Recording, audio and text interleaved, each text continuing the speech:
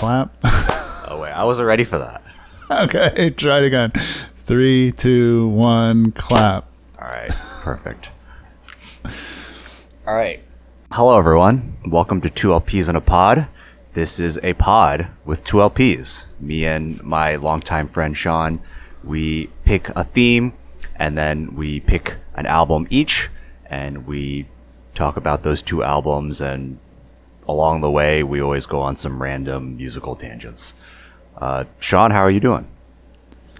I'm doing well, man. Excited to record for the first time in a little while and get back on track after we had some mishaps with recording, some skipped and out of order episodes, which Yes. people don't have to worry about that, but it was just a struggle to get to this point. So I'm feeling good to be back on what should be a normal routine. I hope so. I think our volume of recording, hasn't really slowed down. We're always on pace for like a few episodes a year, but yes, now we can go back to like the correct order of episodes, which at this point I'm also like, we've been recording so many that I can't recall off the top of my head, how many we've recorded. So that must be a good thing. That is good. Most podcasts don't make it past episode 6 or 7. I forget what the number is, but there's a statistic that most podcasts, they give up after a certain amount of episodes. I know we're not in double digits, because I think, is this our double digit episode? I think it is. I think we've done. Oh, wow, it is. Yeah, this is episode 10. Okay, cool. you got to it before I did. That's awesome. So welcome to episode 10, everybody. Welcome. On this episode, we'll be discussing two concept LPs. So there's a lot to unpack there. One thing that I wanted to, before we even like address the topic of like what is a concept album, we kind of have some, I guess, like segments we usually go through. So one I have down is honorable mentions. Do you have any honorable mention concept LPs that you wanted to get to? I actually do have a few honorable mentions, but I also have follow-ups from previous episodes. Oh, we could do that first if you want. Yeah, and I don't know, I might have shown this before, but my wife got me the CD of Gazelle Twins' album Unflesh, which we have covered in the past. It's one of my favorite albums that we've covered, one of my favorite albums of all time. Wait, really? So I can't remember if I showed this on the show previously, but my wife got this for my birthday over the summer. Oh, that's nice. You definitely did not. I don't remember you showing a physical copy. Did you say when we recorded that it was one of your favorite albums of all time? I don't know. You have to go back and listen to the episode. Was that your opinion back then? I would say probably it was. I mean, just because it's a newish album, like came out within the past, I don't know, 10, 15 years. It's hard to say, it's my favorite of all time because it's newer, but it's definitely, I would say, in my top 25 albums of all time for sure. Wow, okay. I didn't realize you liked it that much. That is a cool album. Gazelle Twin is a cool artist. Yep. And I got another one. I was at a thrift store a couple days ago with my wife, and I found a kind of jacked up CD copy of Judy Garland live at Carnegie Hall. And this was a CD that I think comes in one of those fat double cases, but what somebody has done is put it in one of these hinged cases, so it doesn't actually have a back tray to it, which makes it kind of ugly, but I believe this will be a easier and more convenient way to listen to this album than the vinyl copy that I was showing on the episode where we covered this. Wow, you just found that randomly? Yeah, I was really excited too because I had been kind of looking for it and had considered buying a copy off eBay a couple times, but I found this at a thrift store for 79 cents. Dang. And yeah, it's exciting. I'm considering like printing a custom back tray so it has a spine that I can it'll look better on the shelf. So nice. That's yeah. So those are a couple things. Follow-ups from previous episodes. Do you have anything you've checked out that we've talked about, or dived deeper into anybody's catalog that we've covered? So, I usually try to just I guess do late homework and listen. Well, not late homework. I try to listen to some of the albums you bring up to during the episode in honorable mentions, or just that we go off tangents on. Unfortunately, I didn't really get a chance to do that, but I do have some couple quick follow-ups. One is, we touched on this when we were recording. Like, you said your friend saw Live at Pompeii in a theater, recently as of the recording, and I had seen some I was Googling the album, and I saw showtimes for theaters near me, in Brooklyn. So it was on a theatrical run for whatever reason. And then literally 5 days after we recorded, they officially re-released the album, the 4K remastered Blu-ray or whatever.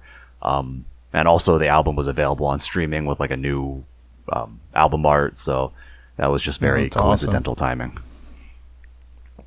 Yeah, I haven't looked that hard, but I definitely want that on Blu-ray. So if they reissued it or put out some kind of new restoration of it, I'd love to get my hands on that for my physical media collection. It should be pretty easy right now.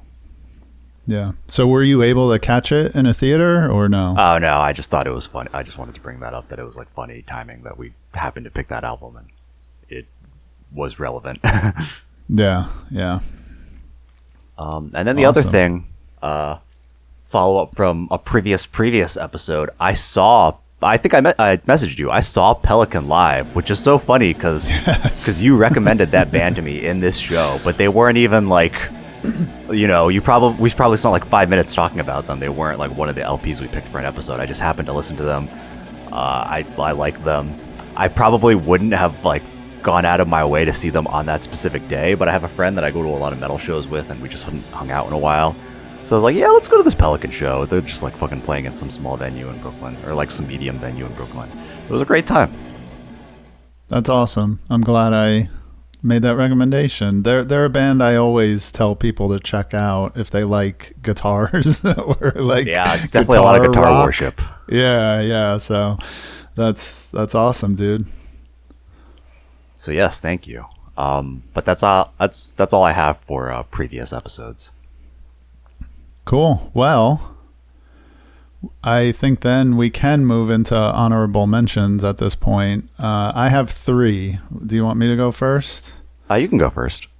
All right. So when I think of a concept album, there's many out there. If you Google them, a lot of them are from the classic rock era.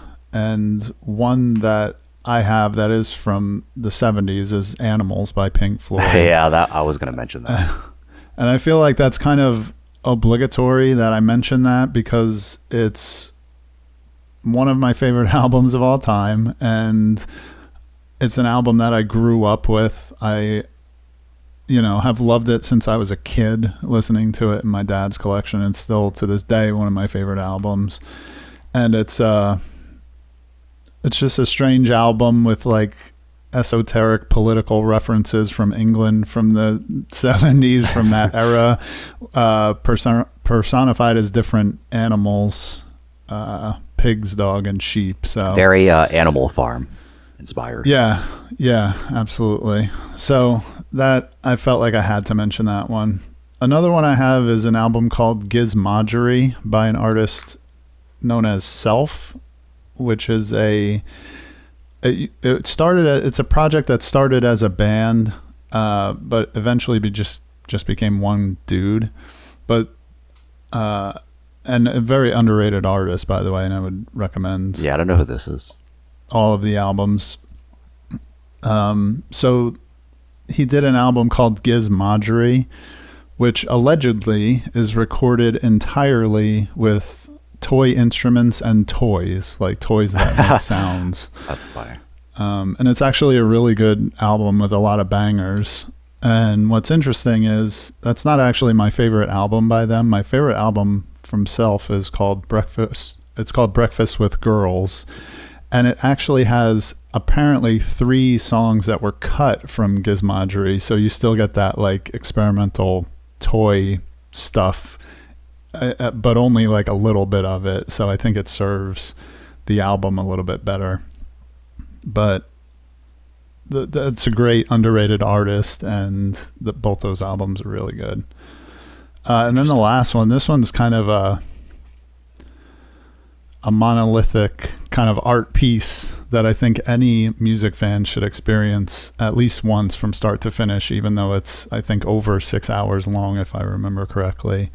Can you guess what I'm going to say here? Well, like over 6 hours. So that's Everything at the End of Time or something by The Caretaker. Yeah. Everywhere at the End of Time by The Caretaker, which is a musical piece of, it's a work that is meant to create the experience of having dementia in the listener. And I've listened to bits and pieces of it, over the years. From time to time, I'll throw it on. But I did at one point just sit and listen to the entire thing from start to finish, and it really was quite an experience.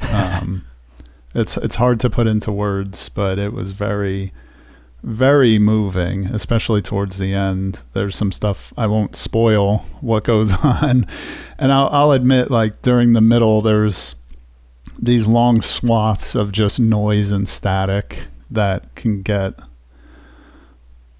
a little dull, but perhaps that's part of the experience, so. You said you didn't want to spoil. Do we want to like say, I've listened, it's 6 volumes, so, and they're also released like, I think like 6 months apart or something. And Caretaker's, he wanted the releases to like be spread apart so that the listeners would like, have to like remember previous, like, I don't necessarily think he wants someone to listen to all 6 in one sitting. Like, he wants remembering the music to like be a part of the, forgetting dementia experience. Yep.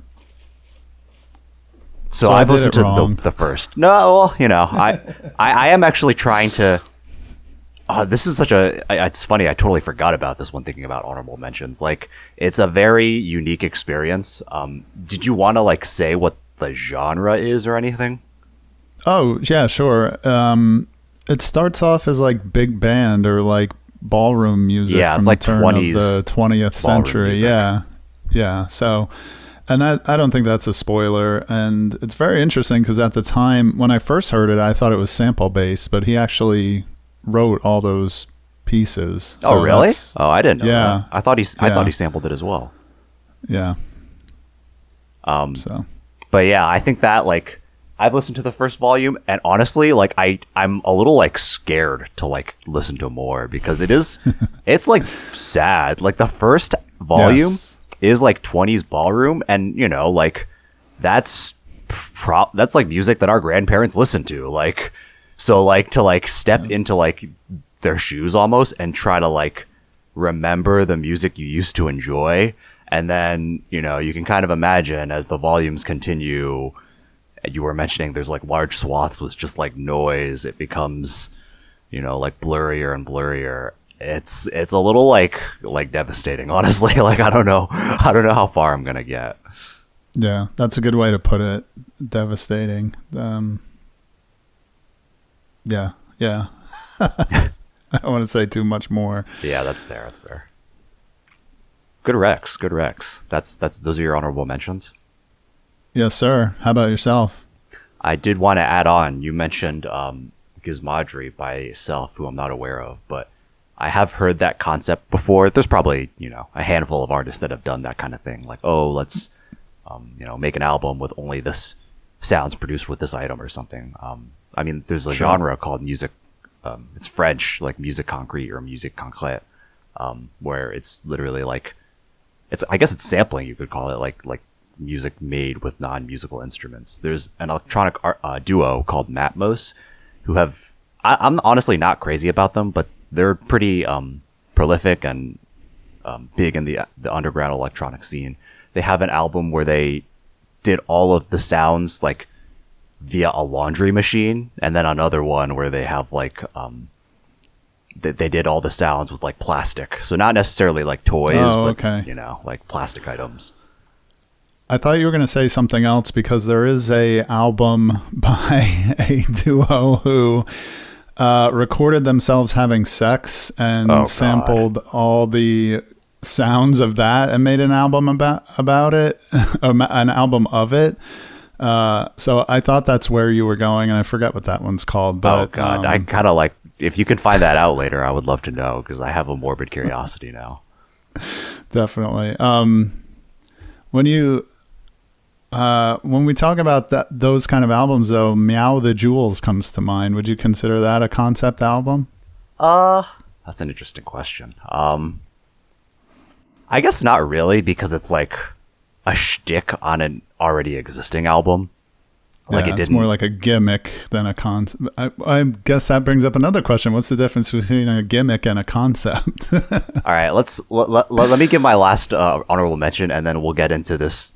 We'll try to untangle this topic. I have one more. I was going to mention Pink Floyd, Animals on the Wall. Obviously, Pink Floyd is, I guess, just like one of our favorite bands. So those are super relevant. And then my personal favorite concept album is probably Good Kid, Mad City by Kendrick Lamar. Just like a really cool concept. All of the songs are like, you know, they stand out individually. I think that's really important for a concept album. The songs individually have like great replay value. They have their own individual messages, but they're tied together by, you know, skits, interludes at the end of tracks. It's about him, you know, being in Compton. Mad, this is a bit of a stretch, but it's like Good Kid, Mad with 2 A's. And that stands for me as an angel on angel dust. You know, bit of a stretch, but it's about his story in Compton kind of being like led astray by peers, by gang culture, by angel dust, drugs. Like, so it's just a very interesting album. Yeah, and you know, we've talked about, I'm not really a fan of Kendrick Lamar, but Swimming Pools is one of my favorite songs of all time because it's one of the best and most accurate songs about alcoholism that I've ever heard. As somebody who has dealt with that in my life, I really adore that song. Wow, okay, I didn't know that, but I'm glad he was able to bring you know, something that you find valuable. And yeah, it's, you know, that's a funny song because that gets played in the clubs, that gets played at parties. People embrace the message of that song in totally the wrong way, but that's kind of like what he intended. It's very interesting. Yep, exactly. And then, so kind of, sorry, did you have something to say? No, go ahead. So leading into this, you know, we can break down what we think is a concept album. My very first Disc Junkie video was the history of the album format. Quite a beast in itself. And right. I did great video to anybody, you. to you folks who haven't seen it yet. Go check it out. If you have like 2 hours to watch and want to watch a fucking grainy ass video in the dark. But, you know, I am proud of that. And I did talk about concept albums. And I mentioned as one of the first concept albums is by Frank Sinatra in 1955 in the Wee Small Hours.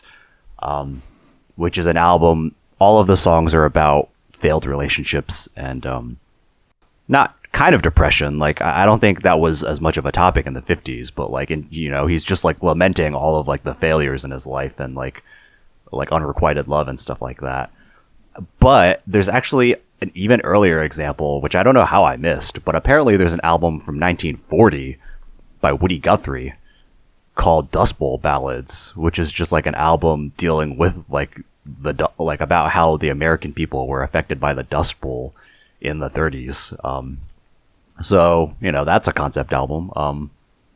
But yeah, so this, you know, I guess you can trace the roots all the way back to 1940.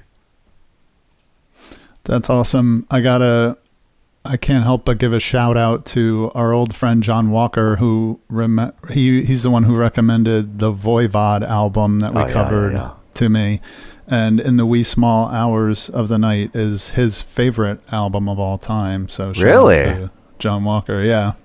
Wow, that's an interesting pick, but respect. Yep, and I did to wildly switch gears because I didn't want to leave anybody wondering what the sex album was. It's called Nymphomatriarch. It came out in 2003.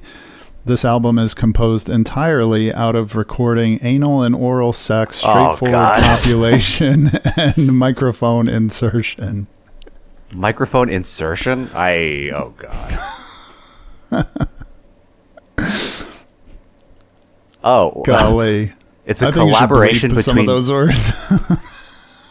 It's a collaboration between Venetian Snares and his girlfriend. Venetian Snares is definitely like a much more popular artist that people have heard of. Good grief. All right, well, maybe I'll check that out one day.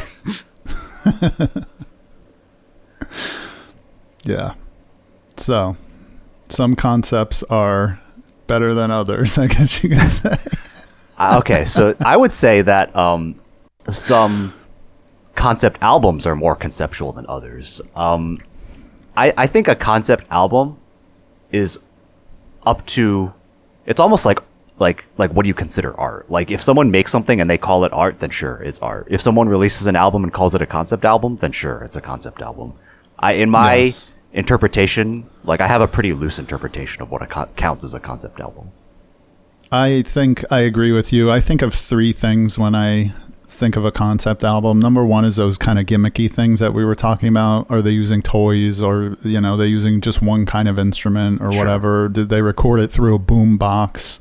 Or number two, is there a narrative, like the album that I'm going to cover just tells a story? That's what makes it a concept album. Number three, shoot, what was I going to say for number three? Maybe like a theme? No, it was oh man, I had it on the tip of my tongue. That's frustrating as hell. So a story, a gimmick, an overall theme. Man, you talk. I'll try to think of it.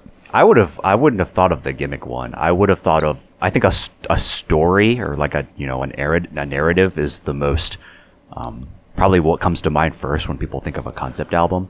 A gimmick is an interesting. I remembered what it was. Sorry to cut you off, but I remember what it was. An album that is about one thing. So, for example, A Crow Looked at Me, where, that guy just wrote an entire album about his wife dying of cancer. Yeah. You know what I mean? Like, that's also a very common trope that I would call a concept album. Sorry, I lost it sense. And then I remembered it. I would say that falls under the theme category. Like, I'm going to make a breakup album. I'm going to make an album about, I don't know. It's funny because I was talking to I saw my friend's show, Dan, from the band Easiac, shout out Dan. And I was talking to some of his friends and we were talking about albums, and someone was like, oh, like every album by an artist is a concept album. It's like a concept of the last few months or few years of their life or something. They said like few years of their life. And then Dan and I are huge King Giz fans. And we're like, well, with King Giz, it's more like a concept of the last like 4 weeks of their life. Right. That's funny. But then you're getting into a semantic thing that is similar to when you talk about video games and you say, well, role-playing games, every game is a role-playing game because you're playing a role. When you play Sonic the Hedgehog, you're playing the role of Sonic. So, but that kind of takes away the purpose of that word and what it's categorizing. You know what I mean? That's funny, yeah. So. But yeah, I would say, I'm willing to call anything a concept album as long as it falls under, I guess, one of the categories that you mentioned. No matter how loose it falls under those. Perfect. All right. Well, you want to roll into your choice here? Yes. So I don't even think we've said what our picks are, but my pick is Food by MF Doom. So MF Doom, arguably one of the most notable artists that will be no, I guess we covered Pink Floyd. We're doing quite a few episodes now, but he's definitely a very I know you love to poo-poo this word, but a very influential artist. One of the most celebrated rappers of all time. definitely like, you know, your favorite rapper's favorite rapper.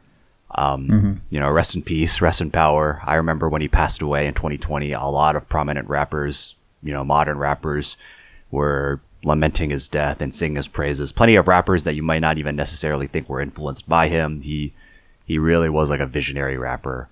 I wanted to ask, you know, real quick before we get into the album, you know, what is your opinion of him? Because, or like, what is your experience with his discography in general? Because I would think he's right up your alley. Obviously, he is, he has this persona of MF Doom. He's always wearing this metal mask, which is actually just like the Doctor Doom mask from Fantastic Four. He is constantly sampling, you know, like Marvel TV shows that mention Doctor Doom. So yeah, you know, what do you like any of his albums? Have you, you know, enjoyed him in the past? Yeah, absolutely. I have most of his discography on my iPod in one form or another, and we should also mention that Doom is not his only persona. Right? He's King Ghidra. He's also Victor Vaughn, right? Victor Vaughn. Do I have that correct? Yeah. So I have a bunch of that on my iPod as well, and I really like it, but I listen to it more passively than I listen to a lot of other stuff, because I think he has a really laid back flow. Most of his music is pretty chill. Even Mad Villain, which is, you know, it's a collaboration album, but it's an album that a lot of people will think of first when they think of Doom. I feel like that is kind of a breezy, just chill listen, if that makes sense. I would say, like, his music doesn't go hard, to turn a phrase. Like, his words do, for sure.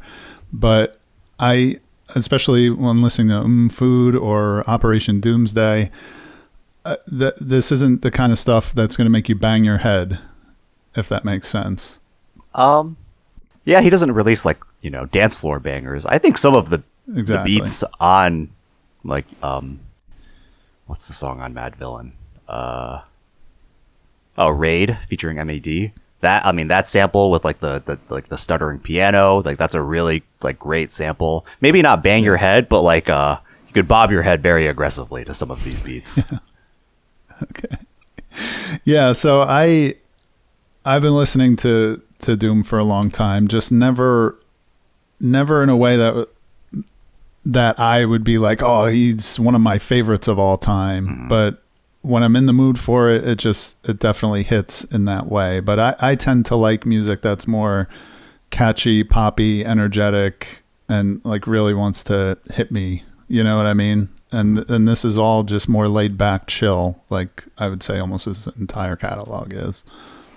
Yeah, I know some people have mixed opinions on this genre tag, but most people most websites would label him as like abstract hip hop. So it is, like you're saying, like, pretty chill. He is not he is pretty laid back on the mic. I also I definitely haven't listened to most of his, maybe I've listened to like half. He just has so much stuff, like King Ghidra, Victor Vaughn, like you said, but he's also collabed with other artists under different names. So, you know, Mad Villainy with Madlib is under the Mad Villain name. He has an album with producer Danger Mouse, so it's under the name Danger Doom. He has a bunch of instrumental albums under the name Metal Fingers.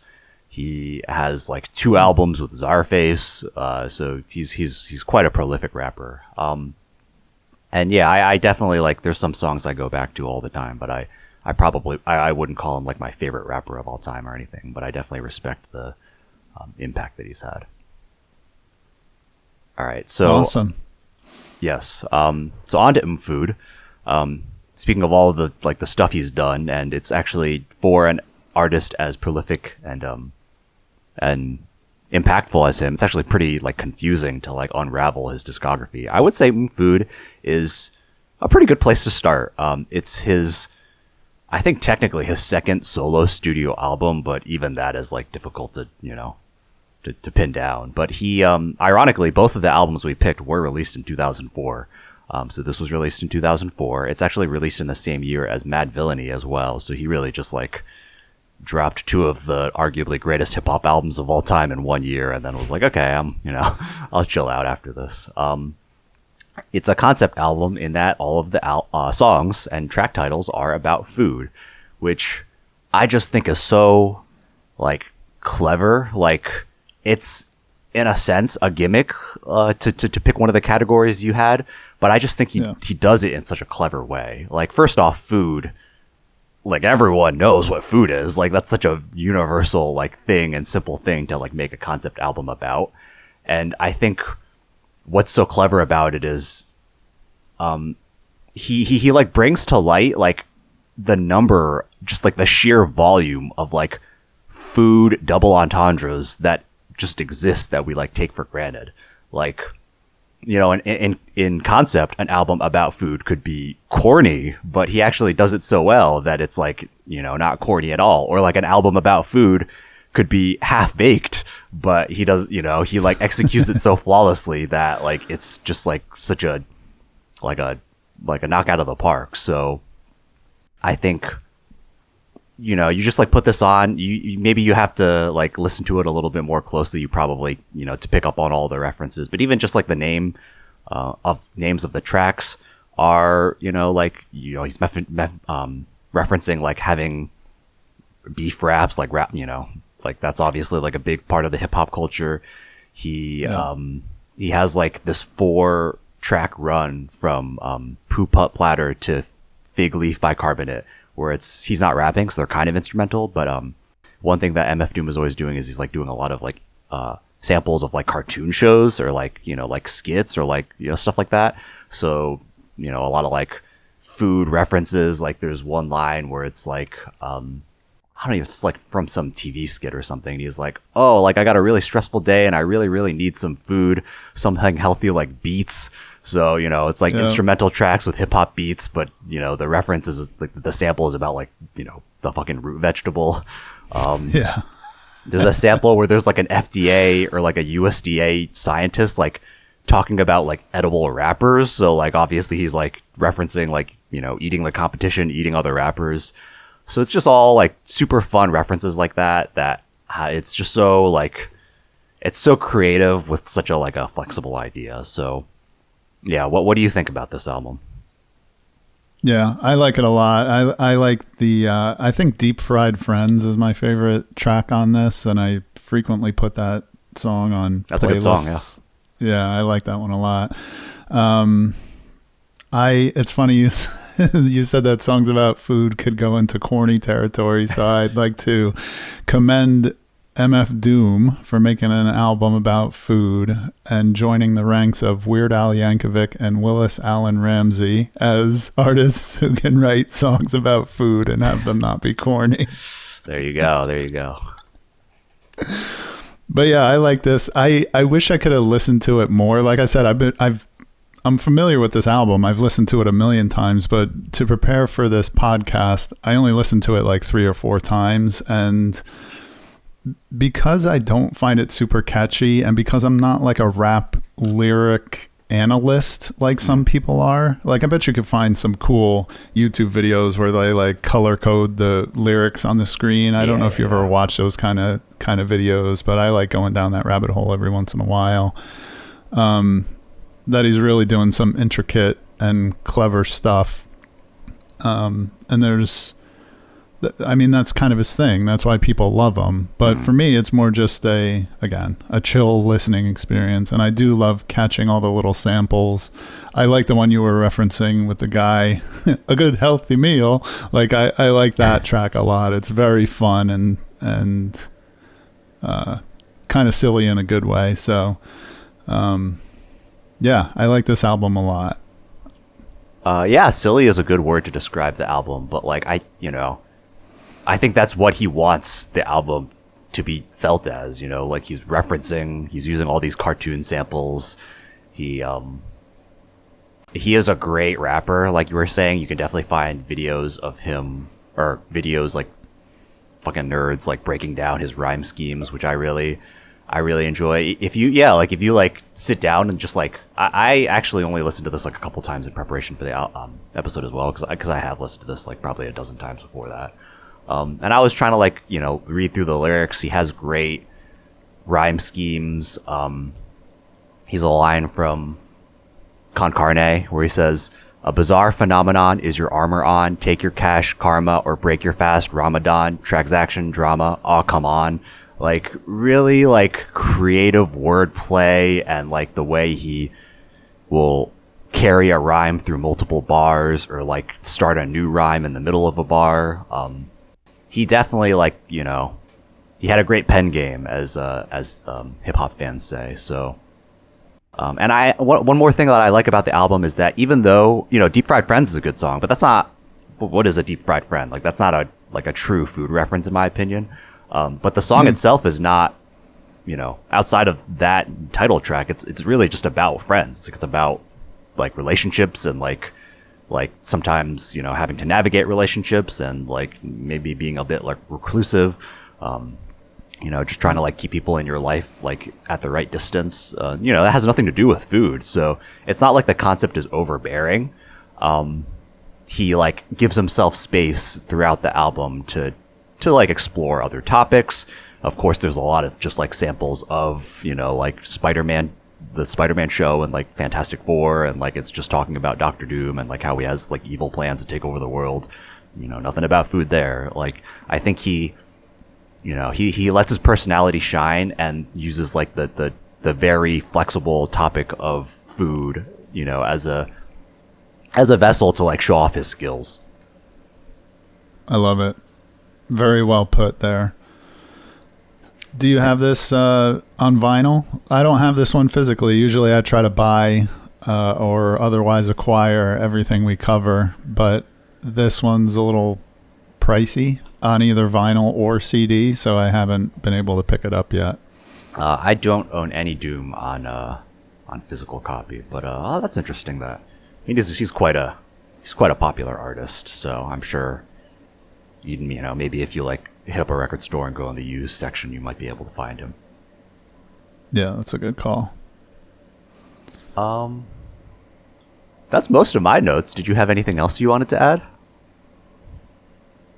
No, I feel like I'm stretching myself to say what I said. I love Doom, man. I really do. But it's just like, I don't love him in the same way that I love Run the Jewels or something. It's just a totally different, I feel a totally different way about Doom than I do anybody else. You know what I mean? That's fair. I guess one last thing I'll touch on is the production is great. A lot of it is done by him. But he does collab. There's actually a song, the song "One Beer," I think, it is One Beer. It's not I think, I know. One Beer is collabed, produced by Madlib, and apparently was going to be on Mad Villainy. So there's that. But yeah, like great samples. He's not the first to like MF Doom. I mean, he's not the first to like sample, like TV and movies. Wu-Tang got to him before that, but still, just like the way he samples, like what is the track? On Poop Pup Platter, which that is a reference to fucking Space Ghost Coast to Coast. He samples the Fat Albert TV show, like that little piano line, and that's just like such a fun, like it's. I never watched Fat Albert, but it sounds like a cartoon TV show like intro. Like it's so childlike. Like there's something just very interesting about how he executes all of this, and there's like a very like for a hip hop album, this is like a pretty like friendly hip hop album. Like not a lot of hip hop albums are like that all the time. Oh, that's a good point. This is something you could recommend to people, and it's pretty non-threatening. He does. I mean, there is explicit language, of course, but yeah, there is. But you make a good point that there's not a lot of violence, or like it's not mean spirited. Mm-hmm. So I like that. That's a good call out. All right. Well, yeah. If that's all we got to say, we want to move on to your pick. Awesome. Well, I discovered this album. My choice is A Grand Don't Come for Free by The Streets, and this one I do have on CD. I purchased right after I heard about it. And I found out about this album watching TikTok, and TikTok of Danny Brown came up, who I'm a fan of, and he was talking about his, I forget what the exact topic was, top 5 albums that had the most influence over him was something.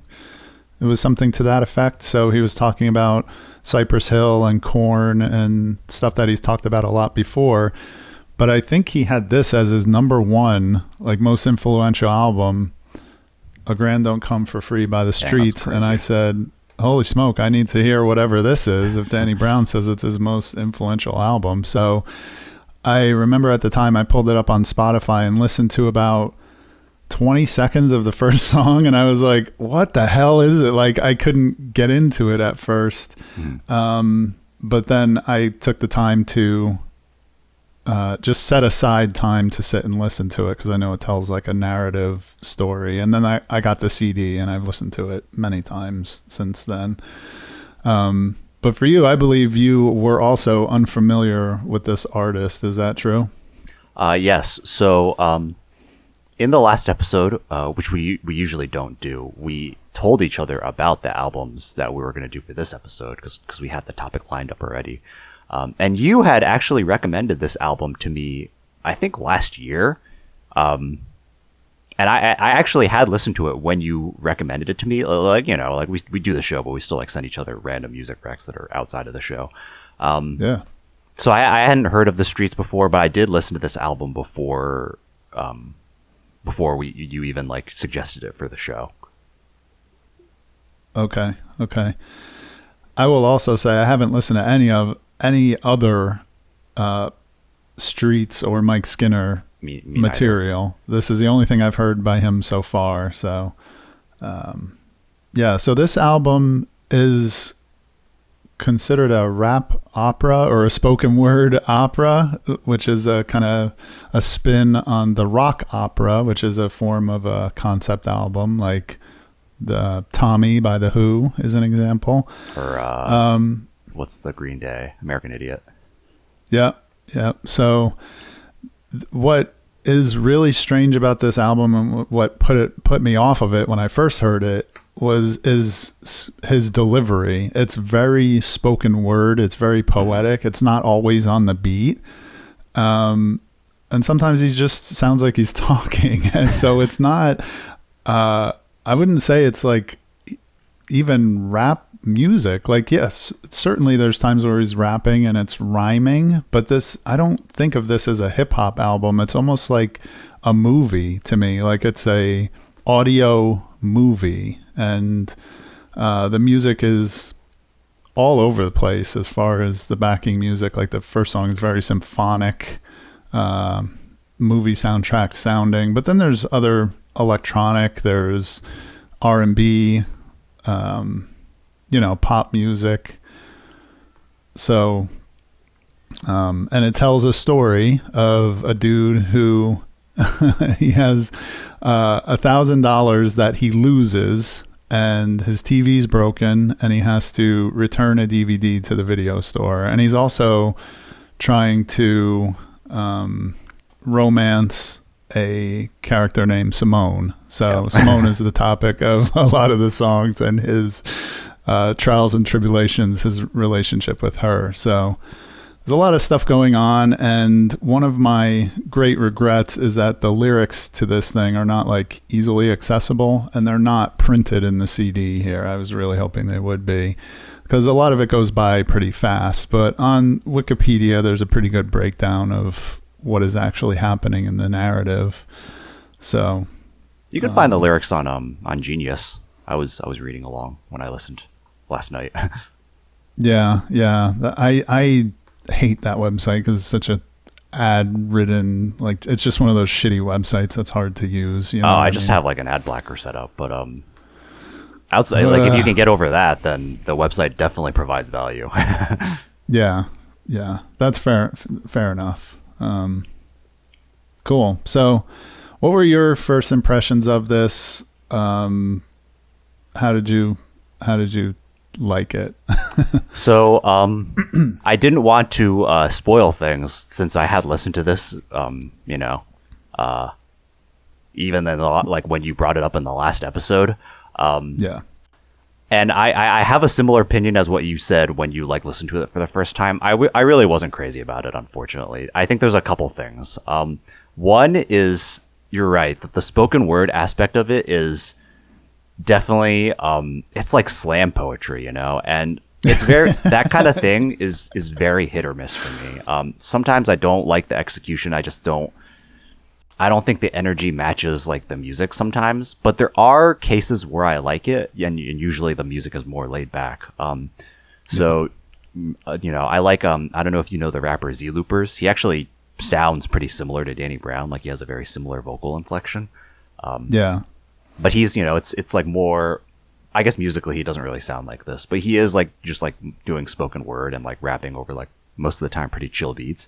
And then a better comp is probably the artist K Tempest, who is also English, and they do like, you can call it hip hop if you want, but like spoken word rapping over like beats, talking about like politics in the UK and stuff like that. So those are some artists that I enjoy, but I don't necessarily think it like works great in this context.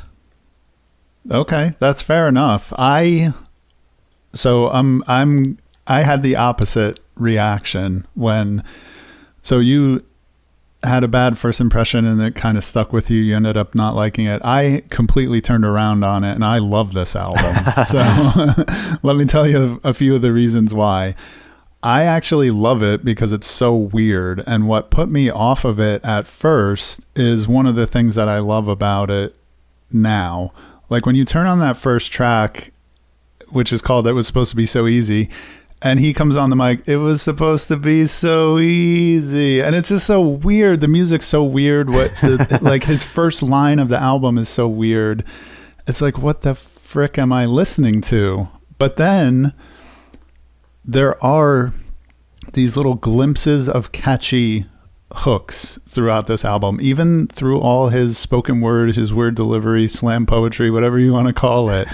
There's these little hooks like lights are blinding my eyes, or the one, I was reading in a magazine that if she plays with her hair, she's probably keen. Like there are some really, really great and catchy melodies throughout this whole thing. So for me, it's a perfect blend of the weirdness of almost, to me, this is like outsider music. The way he delivers his lines is like something I've never heard before, mixed in with this pop sensibilities, some catchy hooks, some, female vocals, and like I said, the pop production, like the bouncy pianos on some of these songs, I don't know, the hard, there's like some really hard synths on some of the song, like the song where he's in the club and, lights are blinding my eyes, another catchy, or is that the one I sang already? I just love to sing on this podcast. Okay.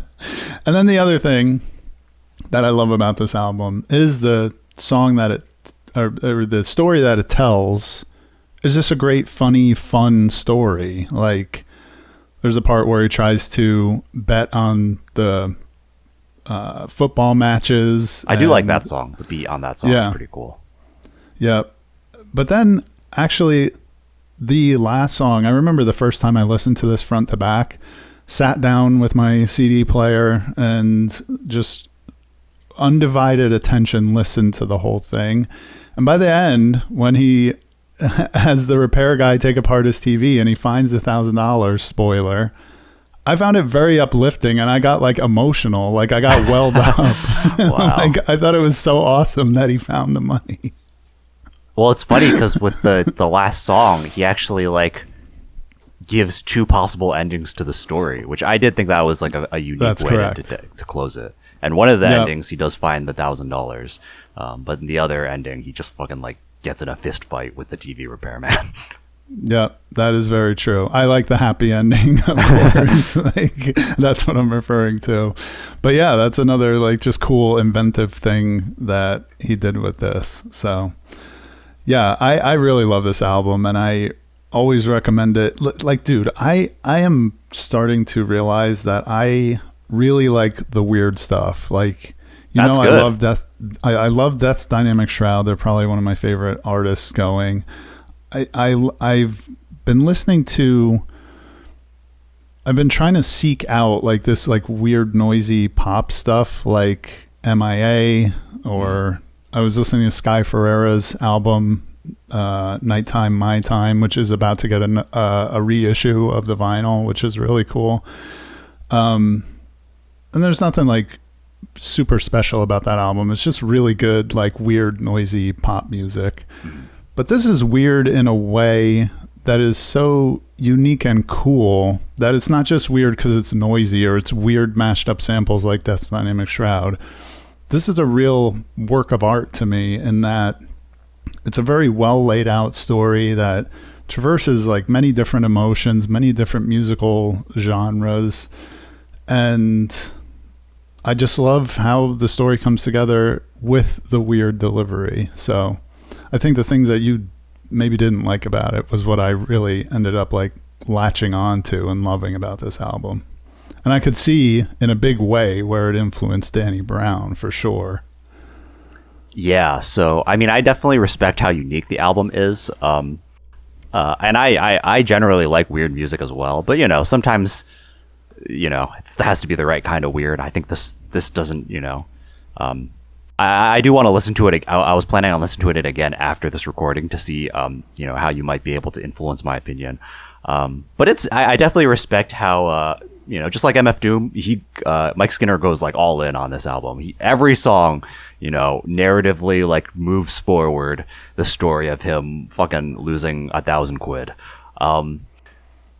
It's in that sense, if you want a concept album that's super like story driven, you can go for it. I think I like with MF Doom, well, it's not narrative, but like I said with Good Kid, Mad City, like I think there's a bit more room to like do other things. So in this album, it really is just like all about the story mostly. But yeah, and I could see how it like would influence Danny Brown. Like I feel like Danny Brown, Atrocity Exhibition, that is kind of a concept album, and that it's like the gradually the songs are like becoming more unhinged and more loud and more noisy and more like drug driven, and he's just like spiraling out of control. I feel like that is like maybe like some of the ideas on this album, but like turned up to 11, like just like louder, more experimental, more energy. I could definitely see like where the two things come together. Yeah. Amazing. Cool. Well, I'm definitely going to, now that we've covered this album, I definitely want to check out more Mike Skinner projects. Like this is his second album. I want to go back and see what his first one sounds like. Yeah, he has a few else that he's done.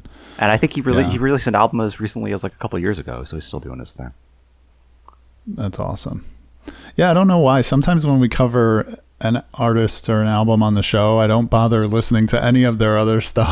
I just, maybe it's because I just want to focus on whatever album we picked, but now I feel like I'm free to go listen to the rest of his stuff, so I can bring it up on a follow-up on a subsequent episode from here. I have a very convoluted system for like getting to all of the music recommendations that I have saved. And now I have like a dedicated folder just called Disc Jockey Homework, where it's like all artists that we've like discussed or that you've recommended. So I think that helps sort it out, because now, now I know where to go to like get stuff that's specifically related to what we've recorded. That's awesome. That's a good idea. All right. Any, final words? Concept albums? No, concept albums are cool. This was a cool topic. I'm glad you picked it. Man, I got to pull up the sheet so we can pick a new theme for our next episode. All right, let's see. Are you leaning towards any? I haven't thought about this at all. I don't know who's. I guess like if I pick this, then it's your pick. But now that we've done like quite a few episodes, maybe I don't even know if we've like gotten some of the easy topics out of the way. But looking at this list is a little daunting. But I do have one idea. Yeah, I'm looking at some of these that some of these I put in the notes for a specific album. You know what I mean? Because I want to talk about a specific album. That's what I have in mind. I don't know. Albums. Some of these are so weird too. I know, right? Albums that are only one song. What? Oh, that's definitely. I did that. Okay. You must know, like, you know. I guess Pink Floyd never did that, but yeah. We could do dead artists or supergroups we haven't done yet. Dead artists seems a little morbid. I like the idea of supergroups more. Yeah, supergroup could be good. All right, let's do supergroups.